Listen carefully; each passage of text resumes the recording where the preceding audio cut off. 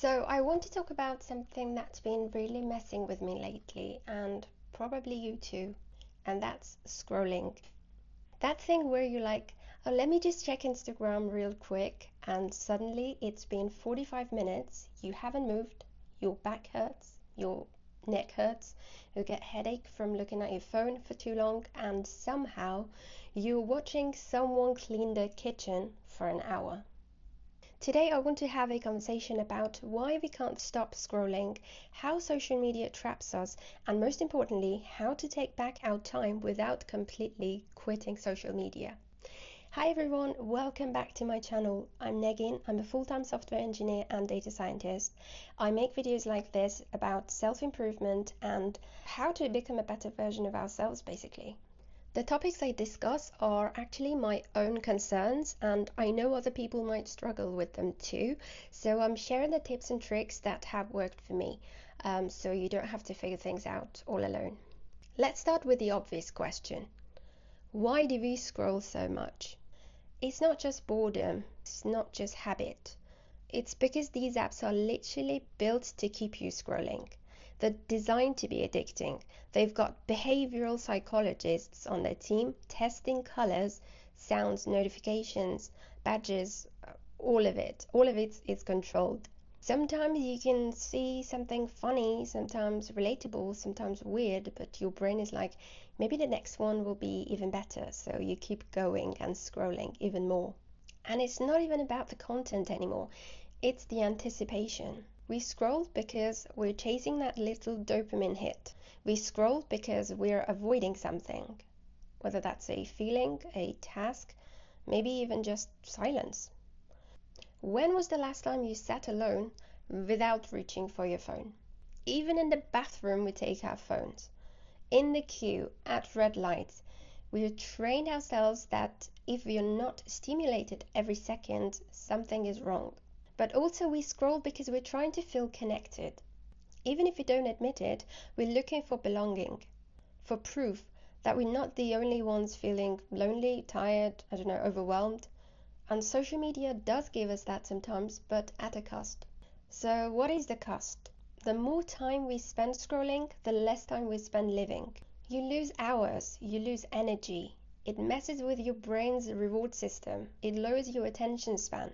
Even rest starts to feel boring unless it's productive or content worthy. It also messes with your self-esteem. Every scroll is a reminder of what someone else is doing, the perfect skin, the house, the routines. Even if you know it's edited or curated, your brain still compares. So now not only you're addicted, but also you're insecure, overstimulated and exhausted. And the only thing that gives you temporary relief is more scrolling, and that is a trap. We all tell ourselves that lie that, oh, I'll watch one more. But the truth is, we don't have an actual stopping point anymore. TV shows end at some point. Books have chapters, but social media is endless. There's no bottom to TikTok, Reels or Shorts. There's no, oh, you've seen it all alert. So we scroll until our battery dies or we fall asleep with our phone on our chest. Every time we do that, we're training our brains to crave less peace. That's wild when you think about it. Let's get into the actual stuff that works. I know it's not possible for a lot of us to completely delete our social media apps, so let's talk about something that is possible. 1. Create distance.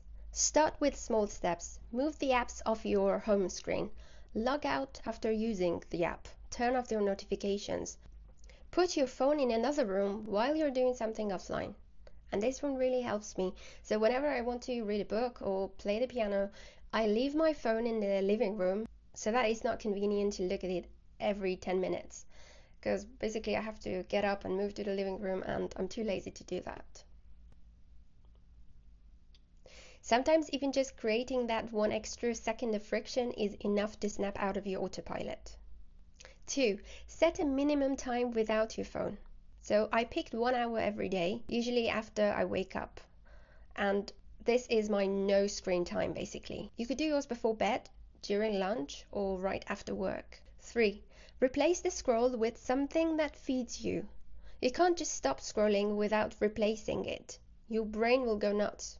So you need to ask yourself, what am I getting from scrolling? Is it connection I'm getting? Escape? Laughter? Now, how can you get that in a better way? Maybe you could instead, I don't know, read 2 pages of a book. Watch a full YouTube video with intention, not just autoplay. Journal 3 sentences. Go for a 10-minute walk with music. Voice note a friend instead of watching stories. 4. Audit what you actually consume. Take 10 minutes and ask yourself this. Who do I follow? How do I feel after watching the content? Am I learning something, feeling inspired, or I'm just comparing myself? Then mute, unfollow, clean your feed. You don't owe anyone your attention. 5. Romanticize the offline. Offline life used to be normal, now it's a luxury. So light a candle while you cook, play music while you clean your flat, and essentially make your offline moments feel more beautiful. That's how you slowly retain your brain to love slowness again. 6. Stop punishing yourself. You will scroll again, 100%. You'll have weeks where your screen time is 8 hours a day. That doesn't make you lazy or broken. The goal isn't 0, remember. The goal is awareness, intention, and choice. 7. Ask yourself, what am I trying not to feel?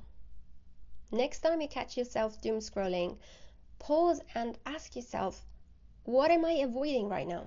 It might be loneliness, or work, or even your own thoughts. Sometimes the scroll is just a distraction from deeper stuff. And here's the truth. You're never gonna fully escape the pull of social media. It's part of our lives now. But you can change the way you interact with it. You can start choosing your attention instead of giving it away for free. And when you do, you'll notice life slows down, your mind quiets, your creativity comes back, you feel human again. I hope this video helped you. Thank you so much for watching till the end, and I'll see you all in the next one.